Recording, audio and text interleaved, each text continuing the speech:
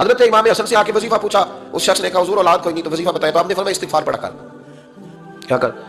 اس نے کہا ٹھیک ہے.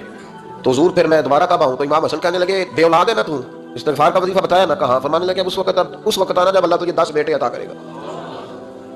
کتنے؟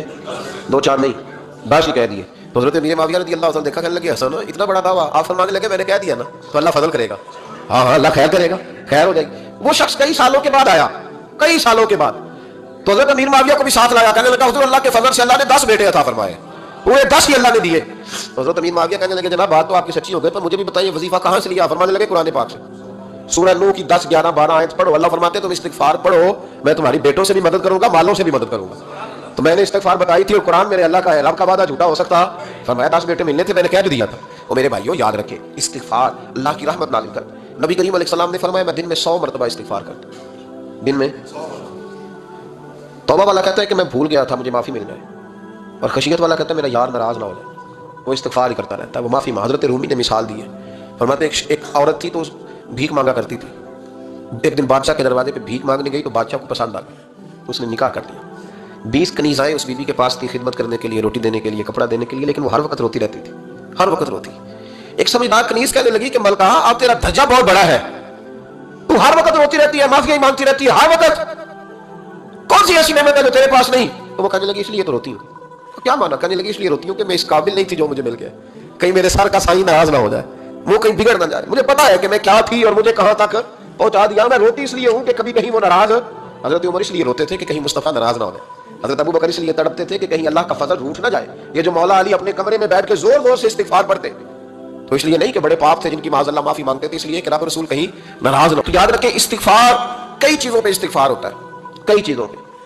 اور استغفار کا نفع ملتا ہے. کیا نفع ملتا ہے؟ وہ سورہ نوح کی آیت نمبر 10 11 اور 12 میں اللہ نے بیان فرمایا کہ استغفار صرف گناہ سے معافی چاہنے کا نام نہیں، بلکہ استغفار کا تمہیں فائدہ ملے گا. کیا؟ رب فرماتے ہیں فَقُلْتُ اسْتَغْفِرُوا رَبَّكُمْ. جب حضرت نوح کی قوم قحط کا شکار ہو گئی، آزمائشیں آ گئیں، تو آ کے حضرت نوح سے کہنے لگے اب ہم کیا کریں؟ تو کیا کہا حضرت نوح نے؟ فرمایا فَقُلْتُ اسْتَغْفِرُوا رَبَّكُمْ. آپ نے فرمایا اپنے رب سے استغفار کرو، اپنے رب سے. انہوں نے قحط کی بات کی، انہوں نے کہا کہ کھیتیاں اجڑ گئی ہیں، بارش نہیں ہو رہی، قحط کی بات کی. آپ نے کیا کہا؟ استغفار کرو، کیوں کہ انہ کان غفارا، بے شک اللہ بڑا ہی بخشنے والا. وہ کیا کرے گا؟ یرسل السماء علیکم مدرارا، وہ تم پر موسلا دار بارش برسائے گا. جب تم استغفار کرو گے تو اللہ موسلا دار بارش برسائے گا. ویمددکم، اور وہ تمہاری مدد کرے گا. استغفار کرنے والے کی اللہ کیسے مدد کرے گا؟ باموال و بنین، تمہیں مال بھی عطا کرے گا اور بیٹے بھی عطا کرے گا. بارش بھی دے گا استغفار کرنے والے کو، اور مال اور اولاد سے اس کی مدد بھی کرے گا. وَيَجْعَلْ لَكُمْ جَنَّةٍ وَيَجْعَلْ لَكُمْ أَنْهَارًا، اللہ تمہیں جنت بھی عطا کرے گا اور تمہیں نہریں بھی عطا فرمائے گا. تمہارے لیے جنت بھی بنائے گا، انہار بھی بنائے گا. توبہ کا، استغفار کا تمہیں یہ فائدہ ملے گا. نبی پاک صلی اللہ تعالی وسلم فرماتے ہیں ایک شخص تھا بنی اسرائیل میں، بڑا مالدار تھا، تو پھر اس پہ غربت آ گئی. جب غربت آئی تو رو پڑا، کہنے لگا اللہ میں غریب ہو گیا ہوں، میری مدد فرما، میں نے بڑی نافرمانی کی ہے تیری. مالدار جب تھا تو بڑی موج کری، اللہ میں نے بڑی اب نہیں کروں گا، مجھے اس غربت سے نکال. تو اللہ نے فرشتوں سے کہا کہ دے دو جو مانتا ہے. فرشتے کہنے لگے یا اللہ یہ توبہ کر کے نہیں آیا، ڈر کے نہیں آیا، تو الجھ گیا تب آیا ہے. یہ تجھ سے ڈر کے ہوتا ہے نا ایسے کہ لوگ اللہ سے نہیں ڈرتے جتنا غربتوں سے مات اللہ ڈرتے. یا اللہ یہ تو وہ الجھ گیا تب آیا. تو اللہ نے فرمایا پتہ مجھے بھی ہے لیکن آ تو گیا ہے نا، چلو دے دو. تو کہا یا اللہ اگر دے دیا تو دوبارہ نہیں آئے گا. فرمایا اس کا بھی مجھے پتا ہے، تم دے دو. اسے دے دیا. جب دولت مل گئی نا تو کہنے لگا اوہو وہ تو میں نے اس طریقہ سے استعمال کیا اس لیے کامیاب ہو گیا. پھر کچھ وقت گزرا تو پھر الجھ گیا، پھر قرضے چڑھ گئے، پھر سارے علاج کہنے لگا یا اللہ اب نہیں کرتا، اب معاف کر دے. 70 دفعہ توبہ کی اور 70 دفعہ توڑی. حبیب کریم فرماتے ایک دن بستر پہ تھا، آسانی تھی، 70 دفعہ فرشتوں نے کہا یا اللہ یہ جھوٹا ہے، جھوٹ بولتا ہے، یہ تو غربت ہے، یہ تو تیری بارگاہ میں آیا ورنہ کبھی نہ آتا، بیمار ہوا ہے تو آیا، اس کا تو بچہ بیمار ہوا ہے تو آیا ورنہ کبھی نہ آتا. 70 دفعہ توبہ توڑی. ایک دن رات کو بستر پہ لیٹا تھا، دولتیں بھی تھی، آسانیاں بھی تھی. دل میں خیال آیا میں کتنا جھوٹا ہوں، جب بولے جاتا ہوں تو اس کے دروازے پہ جاتا ہوں اور وہ کتنا قریب ہے، مجھے خالی نہیں لوٹاتا. میرا پٹھا آنسو نکل گئے، اٹھ کے مصلے پہ کھڑا ہوا تو رب کریم نے فرشتوں سے فرمایا کھول کے دیکھو دروازے، آج یہ غربت کی وجہ سے نہیں آیا، آج میرا بن کے آیا ہے. تو یا اللہ پہلے تو دولت دیتا تھا، آج کیا دے گا؟ تو محبوب فرماتے اللہ فرماتے ہم نے اسے بغیر حساب کتاب جنت عطا کروں گا. استغفار کرے، اس کے حضور حاضری دے. استغفار بندے کی اللہ سے صلح کرا دیتا ہے، بندے کی رب سے صلح ہو جاتی ہے جب استغفار. دیکھیں نا بڑی سادی سی بات ہے کہ دو بھائی ناراض ہو تو بڑا کہتے ہیں اس نے میری بے ادبی بڑی کی، تو چھوٹا اگر پاس آ جائے اور پیر پکڑ لے کہ چل یار معاف کر دے، تیرا بھائی نہیں. پتہ کیا ہوتا ہے؟ صرف معافی نہیں ملتی، ہاں صرف معافی نہیں. چھوٹے نے بے ادبی کر دی، بڑے کو تکلیف ہوئی، بات جب آگے بڑھی نا تو بڑے نے شکوہ کیا.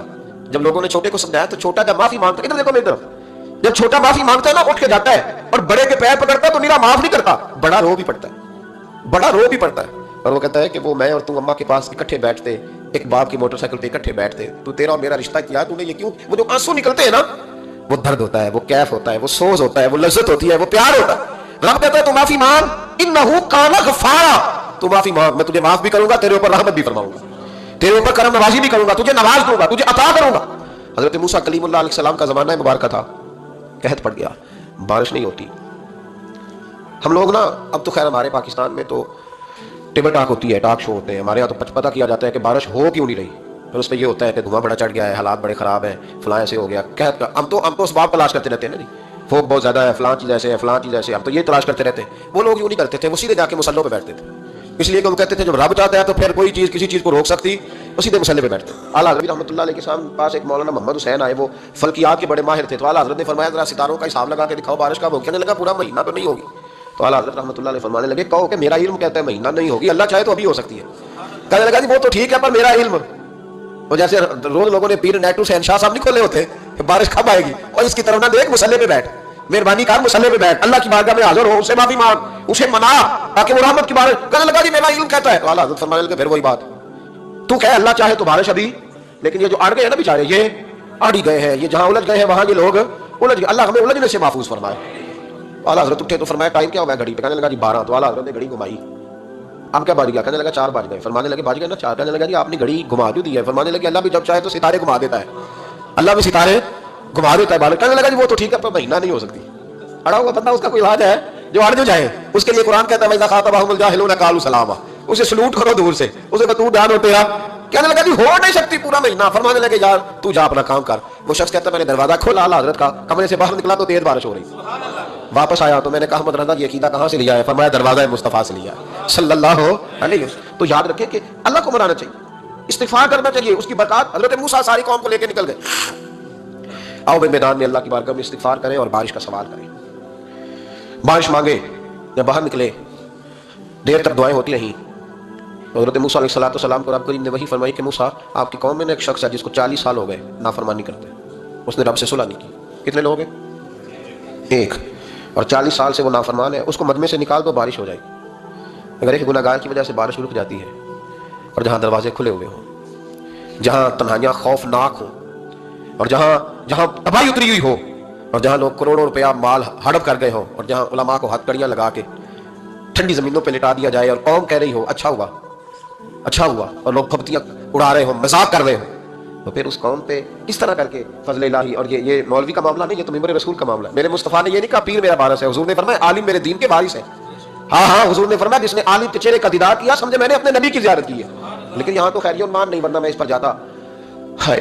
تو کہا ایک بندہ ہے 40 سال سے اللہ کی نافرمانی کر رہا ہے، وہ اگر نکل جائے تو بارش ہو جائے گی۔ حضرت موسیٰ نے اعلان کر دیا بھی ایک شخص ہے، وہ اگر نکل جائے تو بارش ہو جائے گی۔ پتہ تو ہوتا ہے نا سب کو، مجھے بھی پتہ ہے کہ میں اندر سے کیسا ہوں، اور آپ کو بھی خبر تو ہوتی ہے نا جی، جب بات ہو رہی ہوتی ہے تو پھر پتہ تو چلتا ہے نا کہ بات کہاں جا کے سیٹ ہو رہی ہے، پتہ چلتا ہے نا۔ اسے بھی چل گیا پتہ، اب اندر ہی اندر رونے لگا۔ اور دیکھو امام رازی اور امام غزالی دونوں نے لکھا ہے کہ اس درد سے رویا، اس درد سے کہ ادھر والے کو پتہ نہ چل جائے، مجمع کے اندر کھڑا ہے اور ادھر والے کو بھی استغفار، دیکھو ادھر والے کو پتہ نہ چل جائے اور ادھر والے کو بھی کہیں ہجوم میں غم میں بھی توہین میں ضبط غم نہ ہوئی۔ ہم اس احتیاط سے روئے کہ آنکھ نم نہ ہوئی، ہجوم میں غم میں بھی توہین میں ضبط غم نہ ہوئی۔ ہم اس احتیاط سے روئے کہ آنکھ نم نہ ہوئی، روئے بھی پر کسی کو آنسو نہیں دیکھنے دیے۔ اب اس درد سے کہتا ہے اللہ تو معاف کرنے والا ہے نا، تو معاف کرتا ہے، پردہ پوشی کرتا ہے، اور مالک اگر لوگوں کو پتہ چل گیا تو میرے تو بچوں کا بھی جینا حرام کر دے گا، یا اللہ میری تو آنے والی نسل بھی تڑپ کے وقت گزارے گی۔ مالک تو معاف کر دیا کرتا ہے، لوگ نہیں معاف کرتے، اے اللہ یہ میری خوبیاں بھول جائیں گے، میری خامیوں پر بات، مالک میں یہ ذلت نہیں برداشت کر سکتا، فضل فرما۔ حضرت موسیٰ نے دوبارہ اعلان کیا نکلتے ہو کہ نہیں نکلتے؟ پھر تڑپا خدا بندہ مجھے بے آبرو نہ کر، یہ ذلت اور رسوائیاں یہ نہیں برداشت ہوتی، اللہ درگزر۔ حضرت موسیٰ نے تیسرا اعلان کیا نکلتا ہے یا میں پھر اس کا نام لوں، اللہ سے پوچھ کے نام لوں اس کا، بتاؤ کون ہے؟ اب تو تڑپ گیا، کہنے لگا مالک میں تیری بارگاہ میں استغفار کرتا ہوں، آئندہ نہیں کرتا، آئندہ نہیں کرتا۔ یہ لفظ ادا کیے، بندہ کوئی بھی نہیں نکلا، رب کریم نے بارش ادا کر دی، تیز بارش، جب برسی نا تیز بارش، لوگ تو نہیں دیکھ کے دوڑ گئے۔ تو حضرت موسیٰ کہنے لگا یا اللہ مجھے بھی تو بتا، تو نے کہا تھا کہ جب تک بندہ نہیں نکلتا بارش نہیں ہوگی، تو نکلا کوئی بھی نہیں، بارش ہو گئی، ماجرا کیا ہے؟ تو رب کریم نے فرمایا موسیٰ بس اس نے مجھ سے صلح کر لی، اس نے مجھ سے صلح کر لی۔ اور امام غزالی نے لفظ لکھے، حضرت موسیٰ نے پوچھا، حالانکہ اللہ اپنے نبیوں کو غیب کے خزانے دیتا ہے، پوچھا اے اللہ مجھے اس کا نام بتا دے۔ تو رب کریم نے فرمایا موسیٰ جب گناہ گار تھا تب نہیں کسی کو بتایا، جب پاپی تھا تب نہیں بتایا، جب مجرم تھا تب نہیں بتایا، اب کیسے بتا دوں؟ فرمایا اس کی میری صلح ہو گئی ہے، اور فرمایا جو بارش نہیں نہ ہو رہی تھی وہ بھی اس کی وجہ سے نہیں ہو رہی تھی، اب جو ہوئی ہے نا تو یہ بھی اسی کی وجہ سے ہوئی ہے. یہ بارش اب جو ہوئی ہے تو یہ بھی یہ اس گنہگار کے سبب سے. اپنی راتیں اللہ کے ساتھ گزارے. مصلی پہ بیٹھے. میرے صاحب رحمۃ اللہ علیہ سے جب کو کہتا نا کہ بڑا پریشان ہوں کو کچھ بتائیں تو فرماتے آج رات مصلی پہ بیٹھ کے اپنے رب سے بات کرنا، میں بھی بات کروں. بندوں کو دکھ بتانے سے عزت میں کمی آتی ہے، اور اگر اللہ کو بندہ اپنے دکھ بتائے تو اللہ عزتیں بڑھا دیتا ہے. ترمذی شریف کی حدیث ہے، نبی پاک علیہ السلام نے فرمایا اگر تو دنیا داروں کو دکھ بتائے گا تو اللہ تجھے غنی نہیں کرے گا، اور اگر تو اپنے رب کو بتائے گا تو اللہ بڑی جلدی تجھے دنیا سے بے نیاز کر دے. تجھے لوگوں کی ضرورت نہیں رہے گی. استغفار کریں، کثرت سے کریں، ذوق سے کریں، مصلی آباد رکھیں. ہر شے دیکھو نا، جس طرح کھانے کی میز آباد رہتی ہے، بستر آباد رہتا ہے، ہمارے دیگر معاملات، اگر مصلی نہ آباد رہے تو روح بے چین رہتی ہے، طبیعت بے قرار رہتی ہے. انسان میں نے دیکھا ہے بڑے بڑے سمجھدار لوگ پاگلوں جیسی زندگی گزار رہے ہیں، بولتے جا رہے ہیں، بولتے جا رہے ہیں، بولتے جا رہے ہیں. ایسے کسی کو کوئی خبر کہ 6 فون اٹھائے ہوئے ہیں، ایسے جیسے ڈسٹرب ہو گئے مینٹلی طور پر. وجہ کیا ہے کہ ان سے جان نہیں چھڑاتے. کبھی سارے موبائل بند کر کے نا، سارے بچے ہر چیز سائڈ پہ کر کے مصلی پہ بھی آنا چاہیے. اور مالک تو بڑا ہی قریب ہے. ترمذی شریف کے لفظ ہے، نبی پاک نے ہمیں سمجھایا اور ایک جملے میں ساری بات ختم کر دی. حضور فرمانے لگے تو اللہ کی تھوڑے دیے ہوئے رزق پہ راضی ہو جا، وہ بھی تیری تھوڑی عبادت سے راضی ہو جائے گا.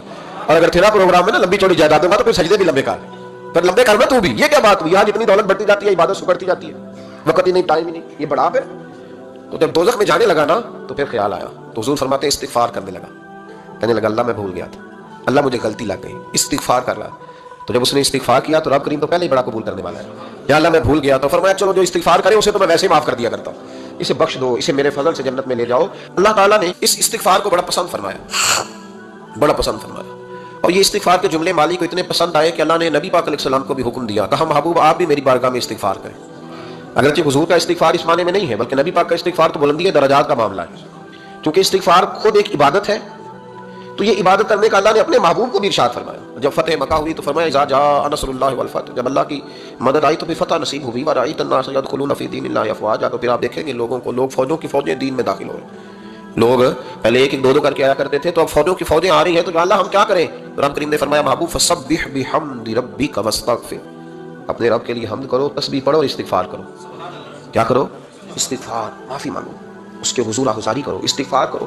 مانا یہ ہوا کہ جب تو غلطی ہو جائے پھر بھی استغفار کرو، جب اللہ زیادہ نعمتیں دے پھر بھی استغفار کرو. ہمارے ہاں یہ ہوتا ہے کہ جب تو کوئی نقصان ہوتا ہے تو اللہ کی طرف سے ہوتا ہے، نقصان ہو جائے تو کہتے ہیں اللہ کی مرضی تھی، اور فائدہ ہو جائے تو کہتے ہیں میں نے محنت ہی بڑی کی تھی، میری جدوجہد بڑی تھی. ایک بچہ ایک دفعہ میرے پاس کہیں انٹرویو کے لیے جا رہا تھا تو دعا کرانے آیا، کہنے لگا میں نے وہاں جانا ہے، دعا کیجیے گا اللہ تعالیٰ کامیابی دے. میں نے دعا کی، کچھ اس کو پڑھنے کو بتایا لیکن کامیاب نہ ہو سکا، لوٹ آیا. تو میں نے پوچھا کہ کیا بنا؟ کہنے لگا حضرت صاحب بس اللہ کی مرضی تھی، اللہ کی مرضی تھی. پھر ایک دفعہ گیا تو اللہ کی مرضی تھی. تیسری دفعہ گیا کامیاب ہو گیا. تو بھئی آپ کیا بنا؟ کہنے لگا جی جب میں داخل ہوا تو اس نے جاتے ہی مجھ سے پوچھا سب سے پہلا سوال یہ کہ تمہیں جنرل نالج کی بھی کچھ معلومات ہیں یا شعبے کے آدمی ہو؟ تو میں نے کہا جناب پوچھیے. تو انہوں نے پاکستان کا حدود اربا پوچھا تو میں نے فٹافٹ بتا دیا. پھر انہوں نے مجھ سے پوچھا کہ یہ جو مینار پاکستان ہے اس کی تجویز کس شخص نے دی تھی؟ تو میں نے فٹافٹ اس کا بھی نام بتا دیا. پھر شارٹ ہینڈ کے ایک دو سوالات اس نے کیے تو وہ بھی میں نے بتا دیے، تو الحمدللہ کامیاب ہو گیا. میں نے کہا بیٹے جب تو ناکام ہوا تھا تو اللہ کی مرضی تھی، اور کامیاب ہوا ہے تو میں لگا دیے، اب اللہ کی مرضی کدھر گئی؟ یہ اتنا بڑا نقص ہے انسانی فطرت کا، اتنی بڑی کمزوری ہے کہ معاذ اللہ تعالیٰ ہم کمزوریاں قدرت کے کھاتے میں ڈال دیتے ہیں، اور ناکامیاں قدرت کے کھاتے میں، اور کامیابیاں کیا تماشا. حالانکہ ہونا یہ چاہیے تھا کہ جہاں انسان کمزور پڑے تو کہے میری غلطی تھی، میری غلطی تھی. صوفیاء یہ سبق دیتے ہیں، اللہ کے بندے یہ پیغام دیتے ہیں کہ جب تو کہیں ناکام ہو جائے تو سمجھ جائیے تیری، اور جب تو کامیاب ہو جائے تو سمجھ رہے اللہ راضی ہو گیا تھا، اللہ نے رحمت کر دی، اس نے فضل کیا. تو او بھائی یہ آنکھیں تیری محنت کی نہیں نا، اس لیے تو شکر نہیں ادا کرتا.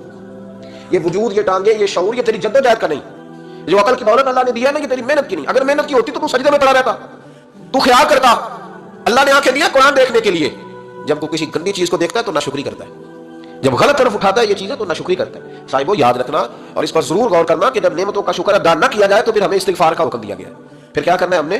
استغفار کیا اللہ ہم تیری نعمتوں کا شکر ادا نہیں کر سکے تو ہمیں معاف فرما دے، تو ہم سے درگزر فرما، معاف فرما. ایک استغفار اس بات کا ہے کہ دیکھیں نا یہ رسول پاک علیہ السلام کا فرمان، یہ حدیث امام راضی نے لکھی ہے. اور نبی پاک کی فرمان کے لحاظ سے جو چیز ہمارے سامنے آئے نا اس پر ہماری آنکھیں بھی کھل جانی چاہیے، دل بھی کھل جانا چاہیے کہ کوئی خاص ہی بات تھی جو حضور نے بیان فرمائی صلی اللہ علیہ وسلم.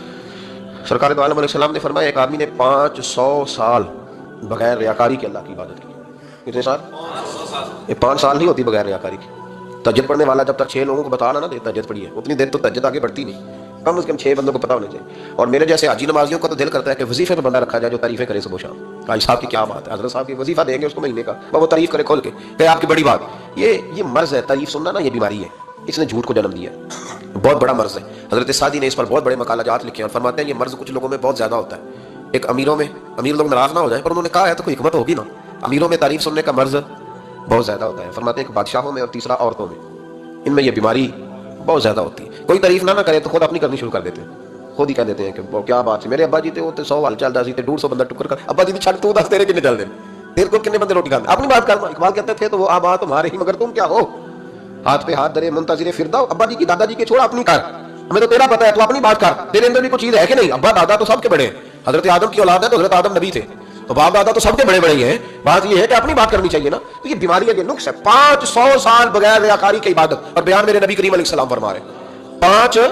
بولیے، یہ بہت بڑا مسئلہ ہے. دکھاوا نہ ہو، ریاکاری نہ ہو. ہم مجالس میں جاتے ہیں نا جناب محافل میں، تو لسٹ ملتی ہے، یہ جو سامنے صدارت ہے انہوں نے خصوصی تعاون کیا ہے تو یہ فلانے صاحب ہے تو ان کا بھی نام لینا ہے. تو میں کبھی کبھی کہہ دیتا ہوں کہ یار آپ نے تو کہا تھا یہ نبی پاک کی تعریف کی محفل ہے، اور یہ آپ نے لسٹ لگا دی ہے پوری تعریف کرنے والوں کی. کچھ ضروری ہے کسی کا نام لینا اور اس کا جناب ذکر کرنا اور اشتہار پہ اس کی فوٹو آنا، یہ کچھ ضروری ہے؟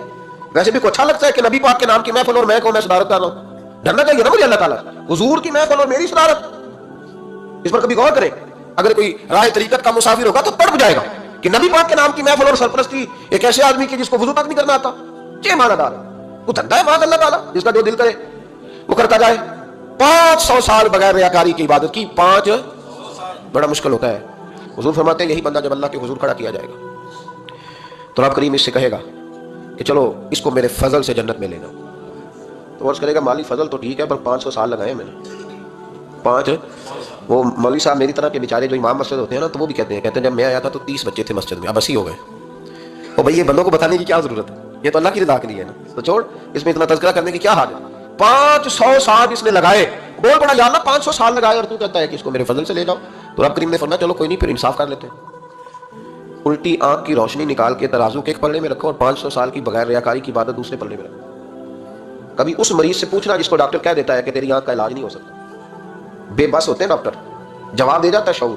پوچھ کبھی اس شخص سے، وہ کہتا ہے بس جناب اب آپ اپنی آنکھیں موجود ہونے کے باوجود آپ دیکھ نہیں سکتے، اتنی موٹی آنکھ لگی ہوئی ہے، لیکن روشنی اللہ چاہے تو دیتا ہے، نہ چاہے تو نہیں دیتا. 5 ایک آنکھ کی روشنی ایک پلڑے میں رکھ لو اور دوسرے میں 500 سال کی عبادت رکھ دی. اللہ اکبر. تو رب کریم نے فرمایا اب تولو. جب تولی تو وہ عبادت تھوڑی تھی اور ایک نعمت زیادہ تھی. اللہ نے فرمایا یہ تو بھائی اس کو تو 500 سال دیے تھے، یہ تو ایک نعمت کا شکر نہیں ادا کر سکا، پکڑو اس کو دوزخ میں ڈالو. یہ کر کے کیا آیا ہے؟ پکڑو جہنم میں ڈالو اس کو. جس طرح سارا کچھ چھوڑ چھاڑ کے لوگ کہتے ہیں کہ 1 مہینہ میں نے کسی سیاحتی مقام پہ رہنا ہے، میں نے اپنے ٹھنڈے علاقے میں چلے جانا ہے، برف باری دیکھنی ہے، سیر کرنی ہے، 10 دن کی چھٹیاں وہاں گزارنی ہے. چلو 7 چھٹیاں وہاں گزار لو، 3 دن اپنے اللہ کے ساتھ گزارو. روزے رکھو، دن کو رات کو قرآن شریف پڑھو، تلاوت، کچھ وقت دو اللہ کے ساتھ حضور پر درود و سلام بھیجنے کے لیے، نبی پاک کی نعت کے لیے، اذکار کے لیے، بزرگوں کے لیے. پھر دیکھنا اللہ روح کو کتنا سکون دیتا ہے. آخر دعوانا الحمدللہ رب العالمین.